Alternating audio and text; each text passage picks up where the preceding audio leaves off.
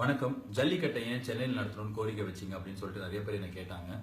எந்த ஒரு ஜாதி மத வேறுபாடு பாகுபாடு இல்லாம மெரினா பீச்ல ஆரம்பிச்சு உலகம் ஃபுல்லா இருக்கிற அனைத்து தமிழர்களும் நம்மளோட உரிமைக்காக ரோட்ல போய் போராடி கிடைச்ச ஒரு மாபெரும் வெற்றி இது. அதை செலிப்ரேட் பண்ற விதமா, ஞாபகப்படுத்துற விதமா ஒவ்வொரு வருஷமும் சென்னையிலயும் மற்ற ஊர் மாதிரியே தமிழர் திருவிழாவா மாபெரும் முறையில எல்லா ஜாதி மதத்தினரும் பங்கு பெற ஒரு பெரிய விழாவா நடத்தணும் அப்படின்ற கோரிக்கையை தான் நான் வச்சிருந்தேன்.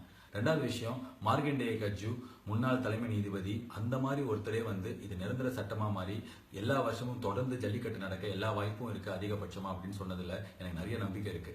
ஆனா அதே நேரத்துல மாணவர்கள் நீங்க வெற்றி கிடைச்சிருச்சுல வீட்டுக்கு போங்கன்னு சொல்றதுக்கோ இல்ல இந்த போராட்டத்தை தொடர்ந்து நடத்துங்கன்னு சொல்றதுக்கோ யாருக்குமே உரிமை கிடையாது.